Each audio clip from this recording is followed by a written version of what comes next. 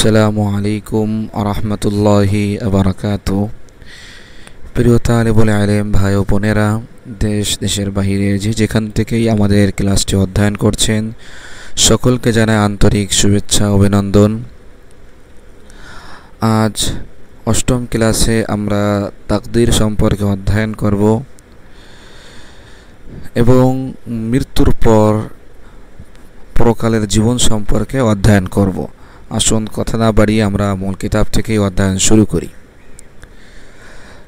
তাকদীর কা বয়ান, তাকদীরের বর্ণনা। সওয়াল প্রশ্ন, তাকদীর কিসে कहते हैं, তাকদীর কাকে বলা হয়?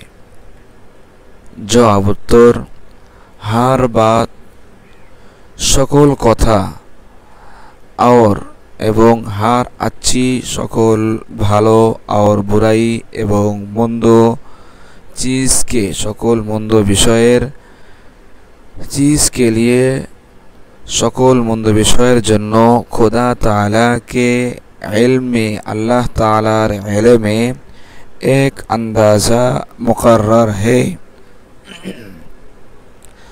अल्लाह तालार इल्म में একটি পরিকল্পনা নির্ধারিত রয়েছে।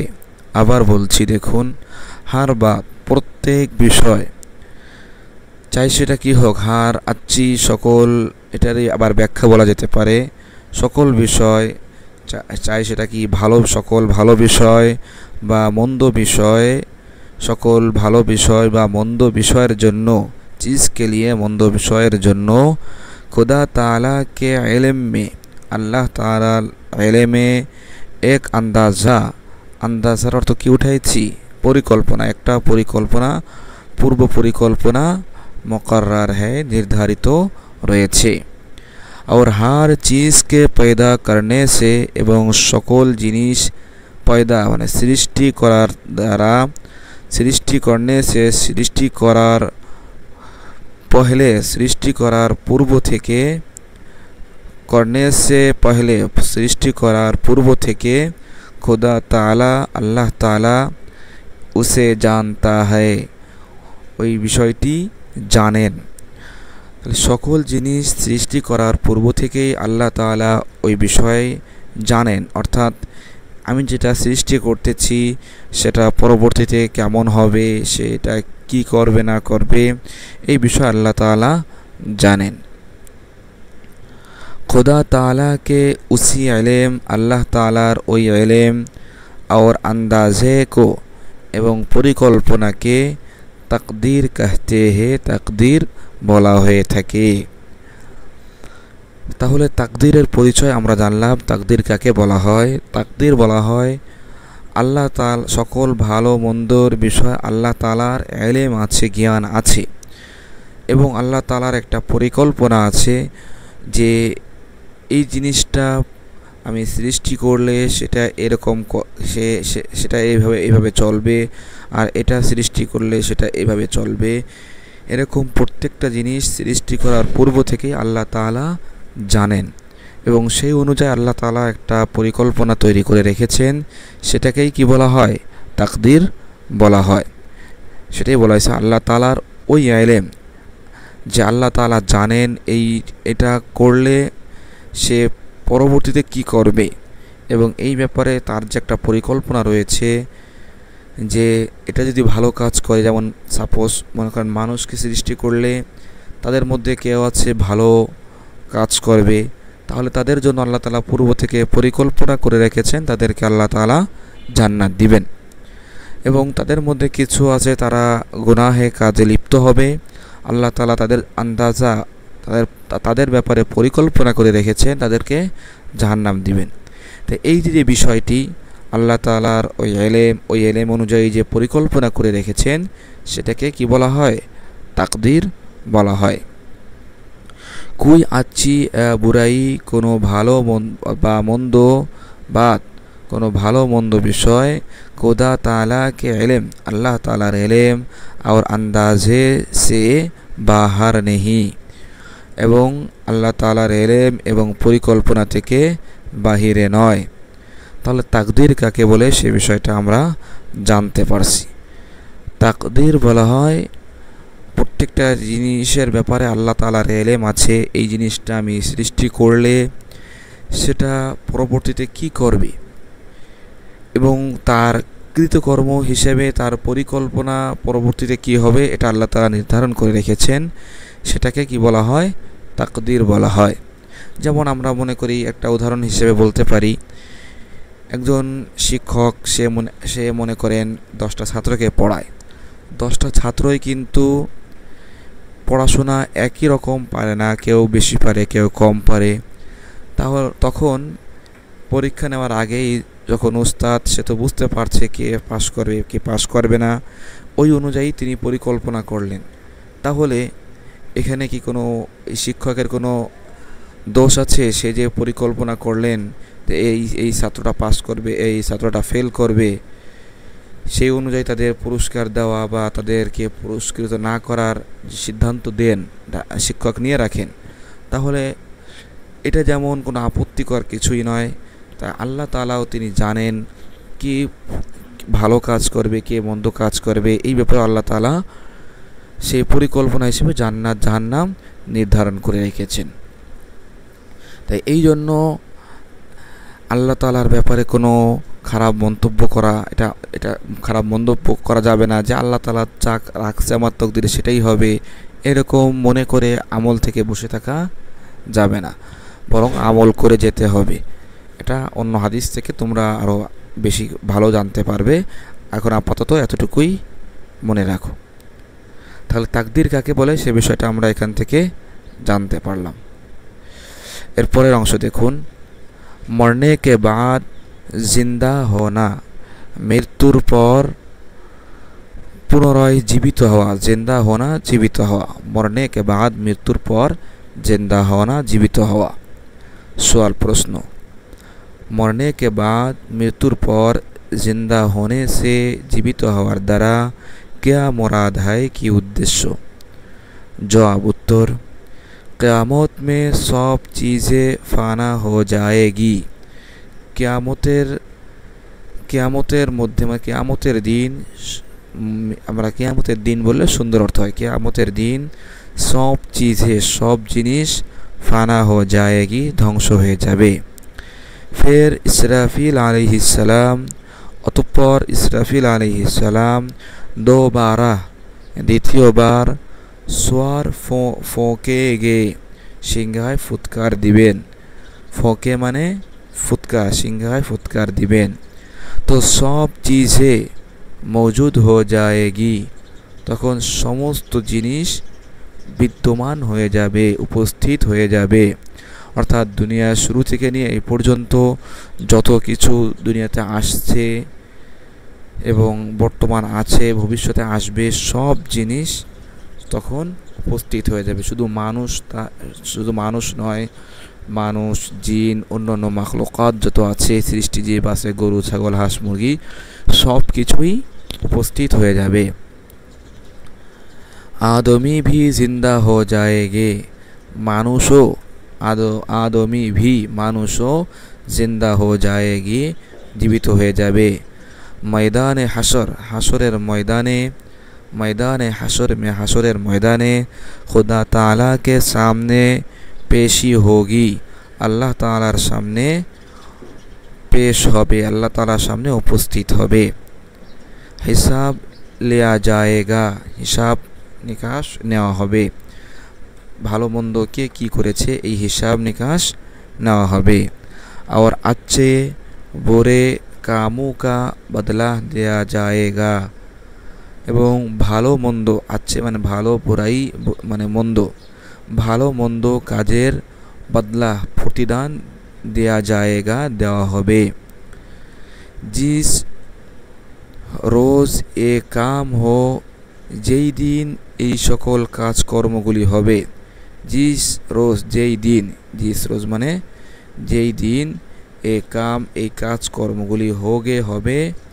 কোন কাজকর্ম? যেগুলি পিছনে বলা হলো সকল মাখলুক উপস্থিত হবে, ভালো মন্দের প্রতিদান দেওয়া হবে।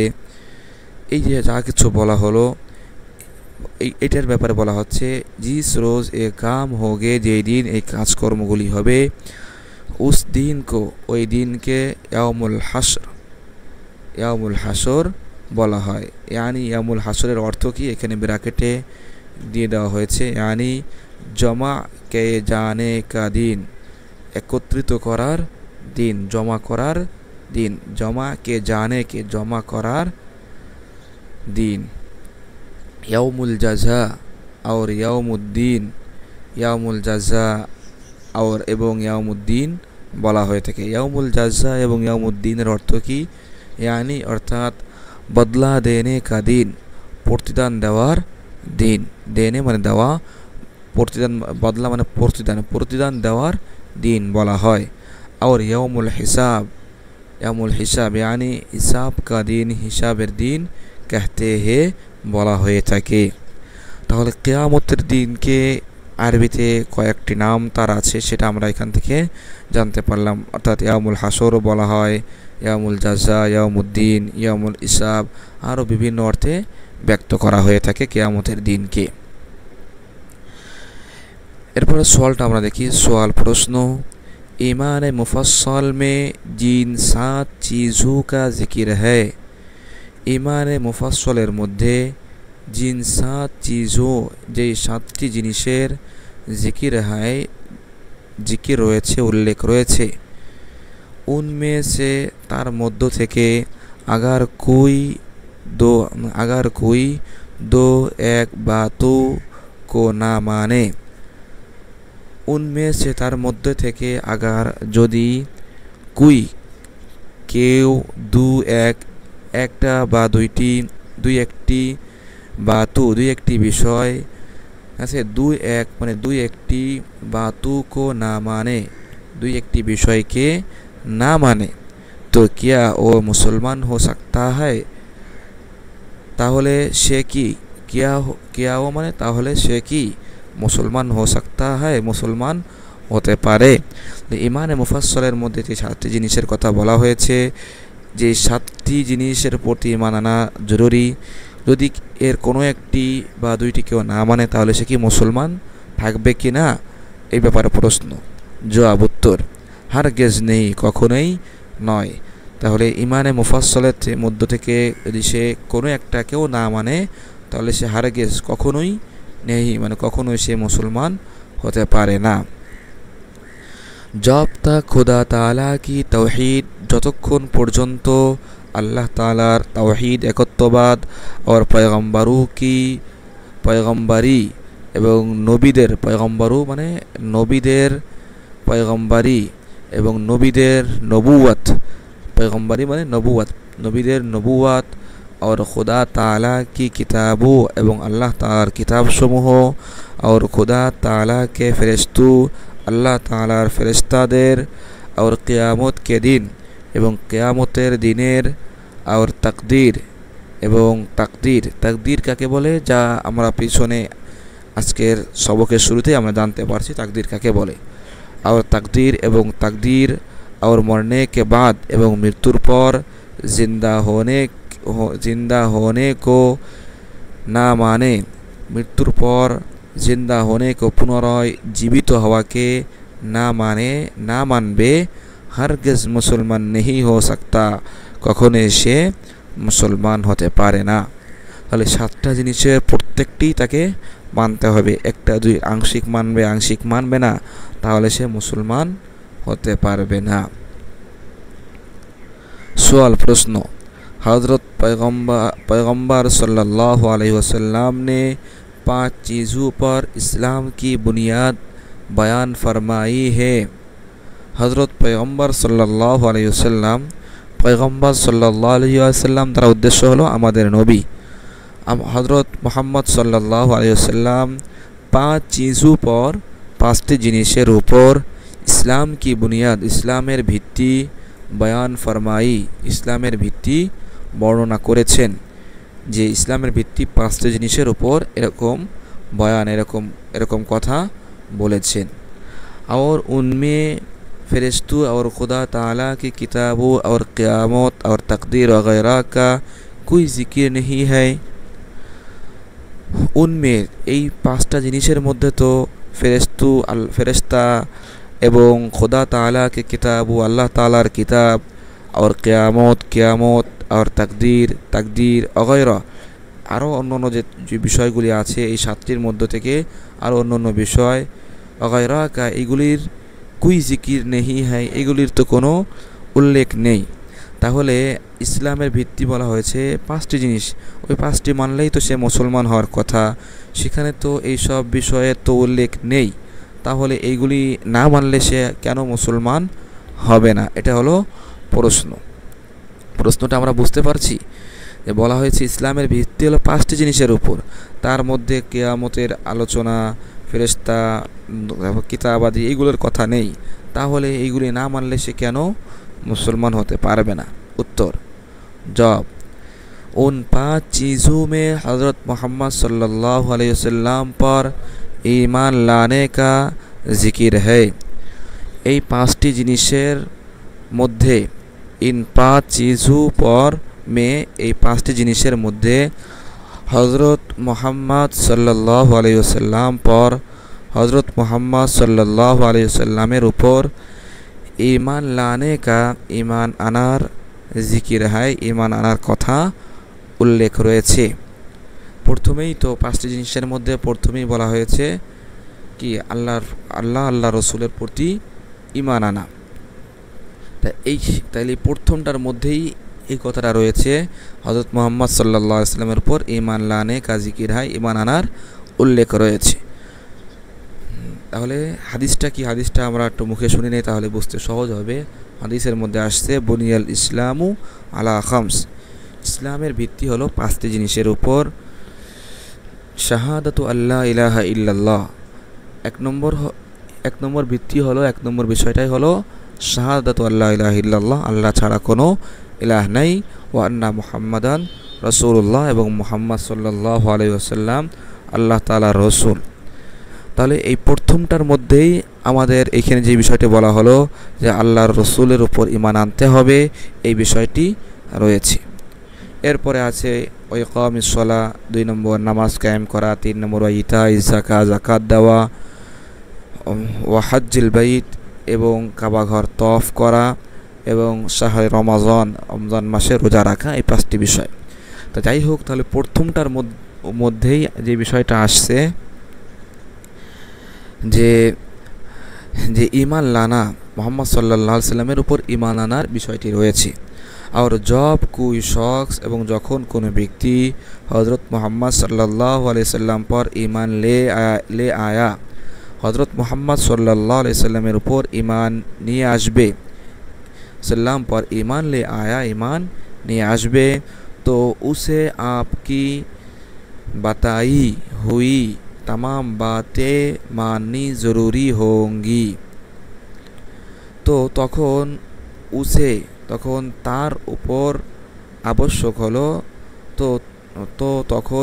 তখন ওই ব্যক্তির উপর আবশ্যক, কোন ব্যক্তির উপরে? যে মুহাম্মদ সাল্লাল্লাহু আলাইহি সাল্লামের উপর ঈমান আনছে, ওই ব্যক্তির উপর আবশ্যক आप মানে হযরত মুহাম্মদ সাল্লাল্লাহু আলাইহি সাল্লাম, आपकी बात बताई, हज़रत मोहम्मद सल्लल्लाहु अलैहि वसल्लमेर बताई हुई बोला, हज़रत मोहम्मद सल्लल्लाहु अलैहि वसल्लमेर बोला तमाम बातें, सकल कथा, सकल विषय के माननी माना जरूरी होंगी, माना आवश्यक प्रयोजन।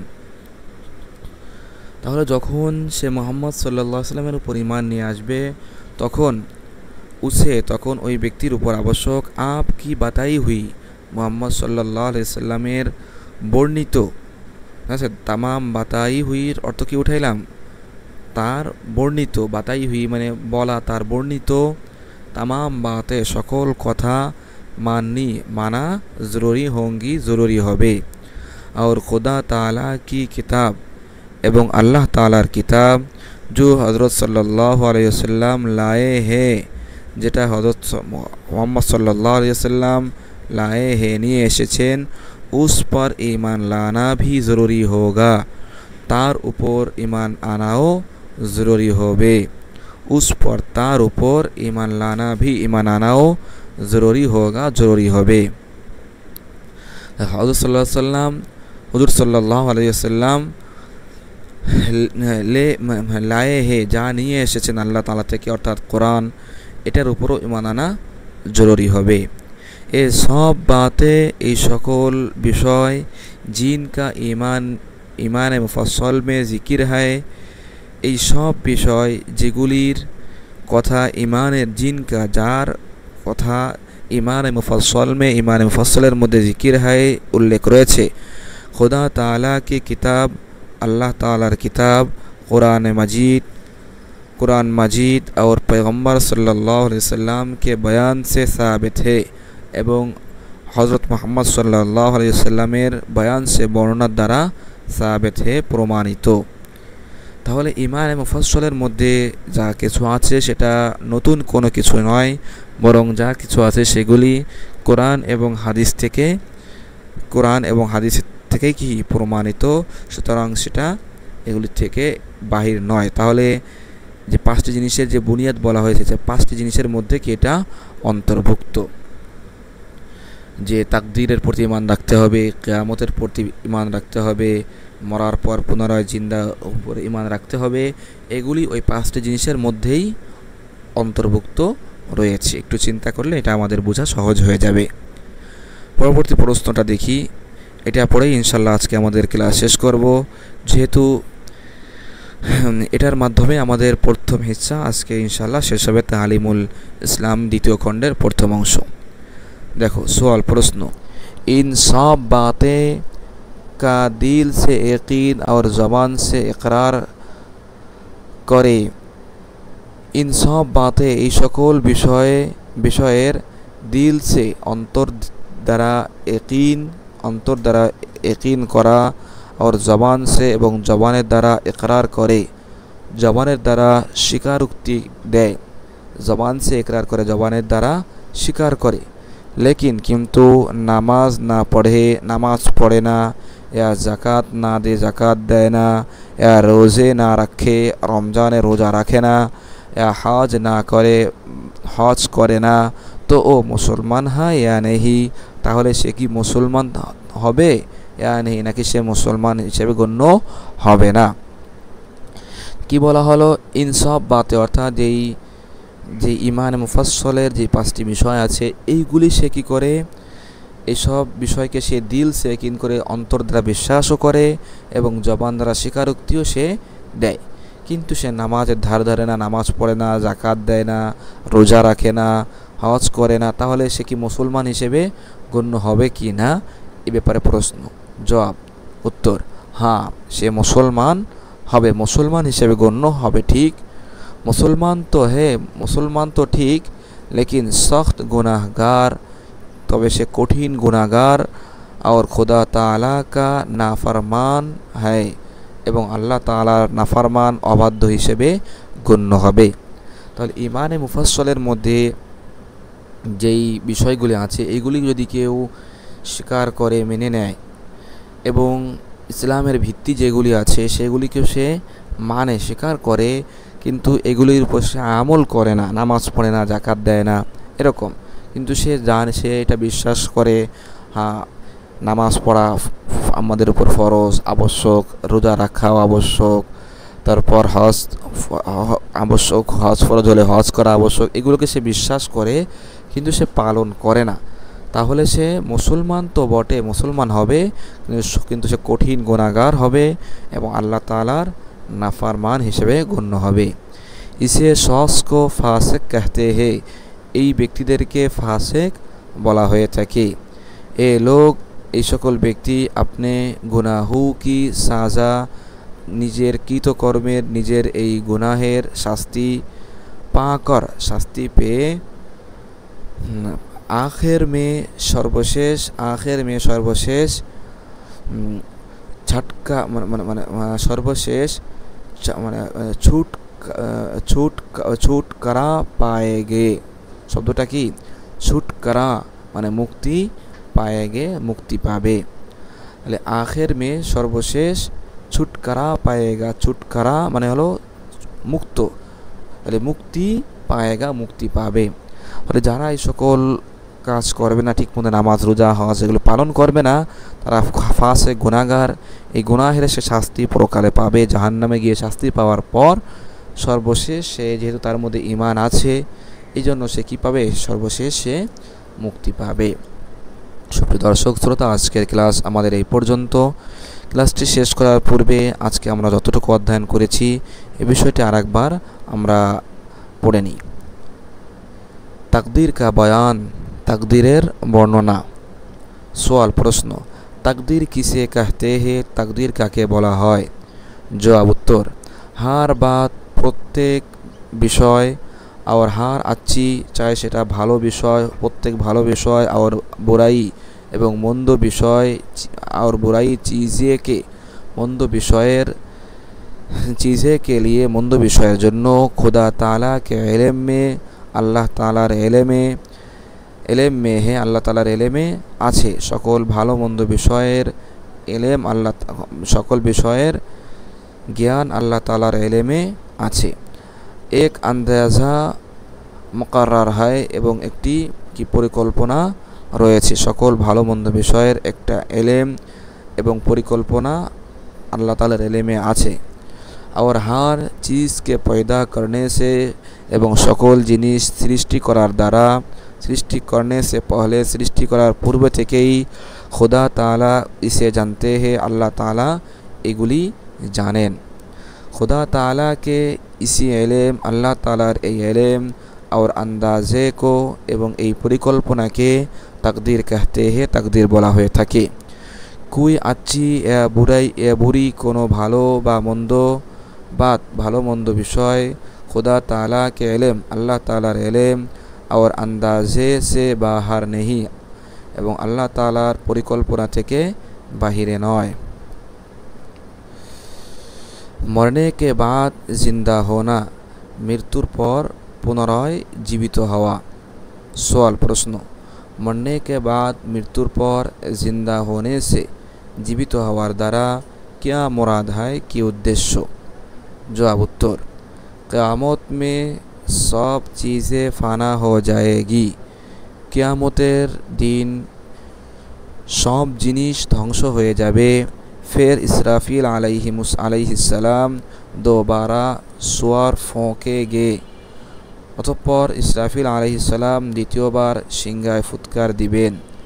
তো সব চিজে মौजूद हो जाएगी, তখন সমস্ত জিনিস উপস্থিত হয়ে যাবে। আদমি ভি জিন্দা হো जाएंगे, মানুষও পুনরায় জীবিত হয়ে যাবে। ময়দানে হাসর মে, হাসরের ময়দানে, खुदा ताला के सामने, আল্লাহ তাআলার সামনে, পেশ হোগি, উপস্থিত করা হবে। হিসাব লিয়া जाएगा, হিসাব নিকাশ নেওয়া হবে। और अच्छे बुरे এবং ভালো মন্দ, अच्छे बुरे कामों का, ভালো মন্দ কাজের বদলা দেয়া जाएगा, প্রতিদান দেওয়া হবে।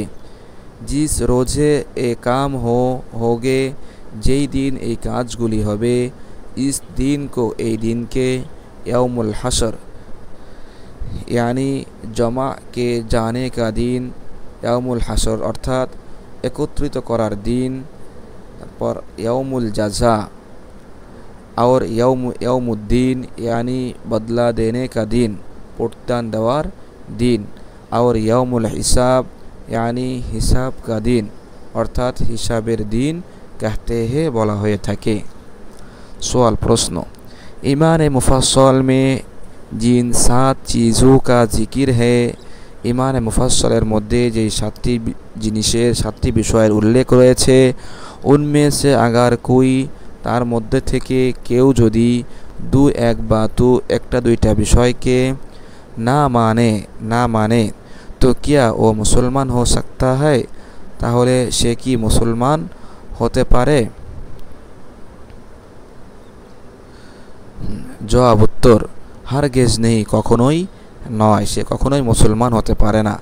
जब तक खुदा ताला की, যতক্ষণ পর্যন্ত আল্লাহ তাআলার তাওহীদ, একত্ববাদ, और पैगम्बरों की पैगम्बरी, এবং নবীদের নবুয়ত, और खुदा ताला की किताबों, আল্লাহ তাআলার কিতাব, और खुदा ताला के फरिश्तों अल्लाह तालार फरिश्ता और क़यामत के दिन एवं क़यामतेर दिन और तकदीर और मरने के बाद जिंदा होने एवं मृत्युर पर पुनराय जीवित हवा के ना मानबे हरगिज़ मुसलमान नहीं हो सकता, कखनोई से मुसलमान होते पारे ना।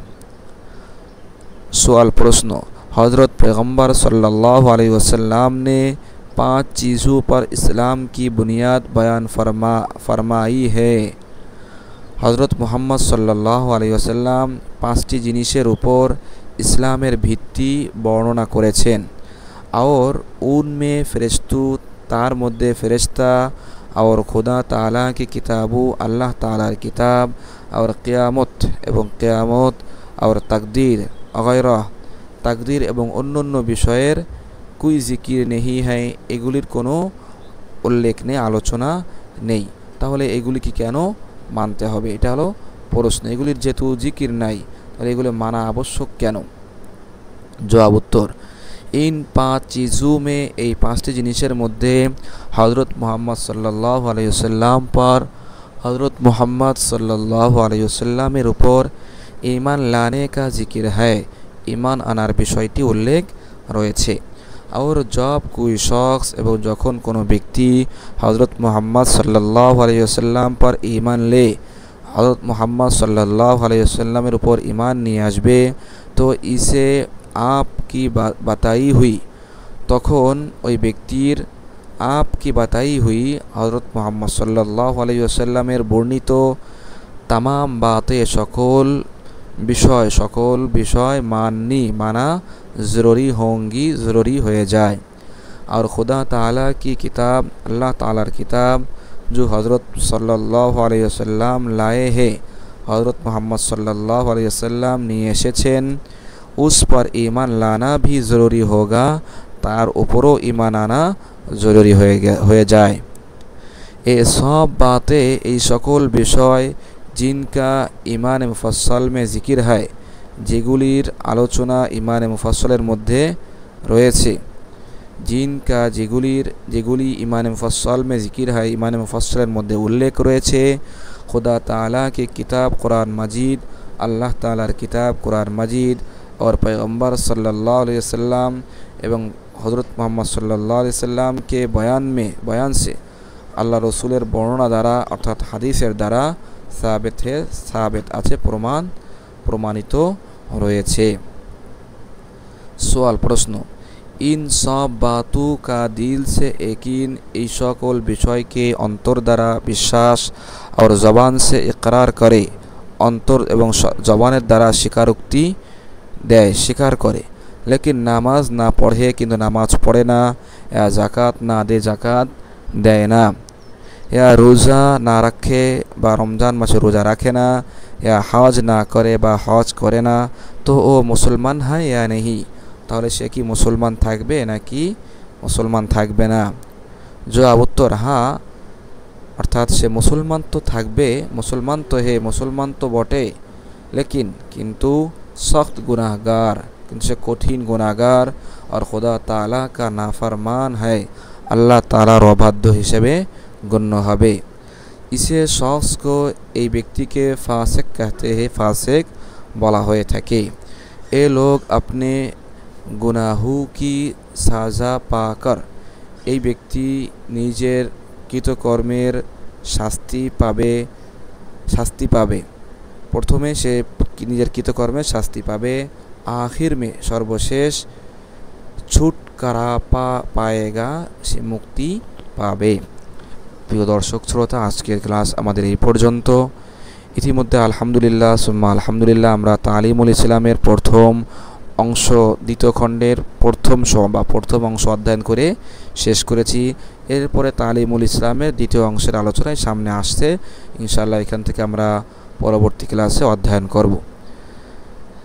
তাই আবারও বলছি, অনেকবার ইতিপূর্বে বলেছি, যে কোনো ক্লাসে বসার আগে আমরা অবশ্যই মুতালা করে বসবো, তাহলে আমাদের বিষয়টা বুঝতে সহজ হবে, ক্লাসটা আমাদের অধ্যয়ন করাটা অনেক সহজ হবে। हाँ, তারপরেও মোতালা করার পর অনেকের এমন হতে পারে যে তার পুরো ক্লাসটা সম্পূর্ণটা তার একসাথে অধ্যয়ন করা কঠিন হচ্ছে, তার জন্য কষ্টকর হচ্ছে। তাহলে তাদের জন্য আমরা বলে থাকি আপনারা সম্পূর্ণ ক্লাস একদিন নয়, বরং যতটুকু আপনার জন্য সম্ভব একটা ক্লাসে 3 ভাগের 1 ভাগ বা অর্ধেক আপনি কি করবেন, অধ্যয়ন করবেন। বাকি অংশ আপনি পরের দিন পরের ক্লাসে আপনি পরের দিন এটাকে অধ্যয়ন করবেন। আশা রাখি যতটুকু পড়া হয়েছে আপনারা সকলেই ভালোভাবে বুঝেছেন। কোথাও অস্পষ্ট থাকলে আমাদের কমেন্টে যোগাযোগ করবেন, ইনশাআল্লাহ আপনাদেরকে আমরা এই বিষয়টি হল করে দেওয়ার চেষ্টা করব। দেখা হবে পরবর্তী ক্লাসের আমন্ত্রণ জানিয়ে আজকের ক্লাস এখানে শেষ করছি। সকলেই ভালো থাকুন, সুস্থ থাকুন। আসসালামু আলাইকুম রাহমাতুল্লাহি ওয়া বারাকাতুহু।